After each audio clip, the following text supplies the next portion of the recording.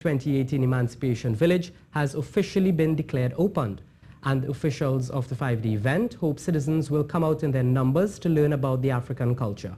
At the official opening ceremony, Chairman of the Emancipation Support Committee, Khafra Kambon, said this year's theme, Empowerment to Overcome Today's Challenges, speaks to the circumstances faced in the world today. Marie Hull reports.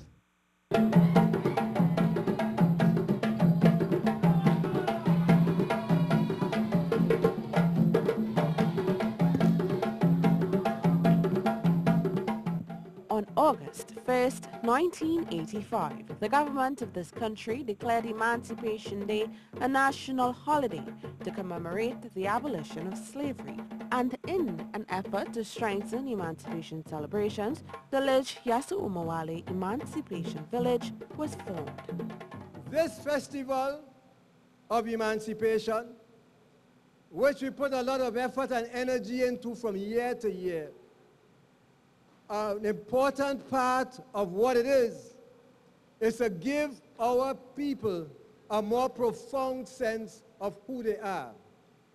Not only by information that is presented from a platform, but by a chance to immerse themselves in something that goes deep into the psyche.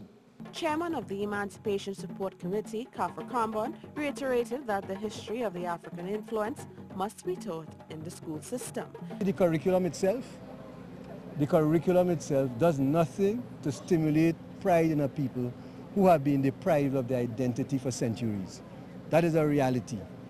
And at one time you had such a high motivation of people because the social situation, the economic situation was so clear and devastating that you had this high motivation to come out of colonialism to fight against that.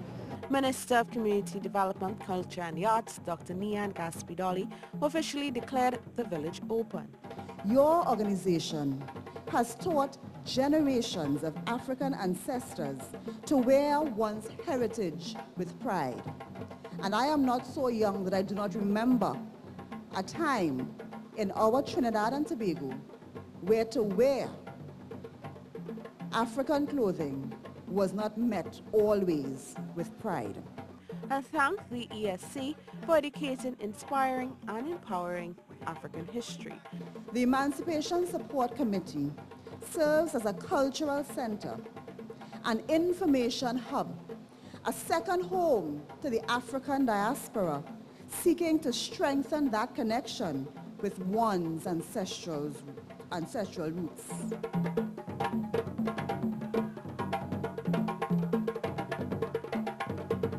The Emancipation Village will run until Wednesday, August 1st. Marie Hall, CNews. Well, there is much to see and do at the Emancipation Village, as many vendors offer an array of clothing, jewelry, craft and food. The Queen's Park Savannah has been transformed and is rich in African culture. Over at Arthur's Novelties, Philip Arthur showed CNews his display of wood-carved household items. He shared some memories many people would have of the authentic swizzle stick. Well, there's a lot that I remember when I was little, like for instance, you get the original swizzle stick, which is the lily stick.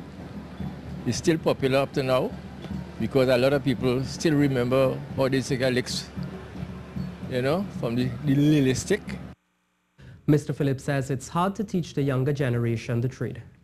This is something, it's God's gift to me because it's not something I went to learn. I do it on my own, but I still do it over 50 years now. I still do it, but the only problem is getting people to train to do it. It's an issue because children now, I don't know for what reason, they have no patience, especially when they have to sand stuff with their hand. They always have an issue with that, you know.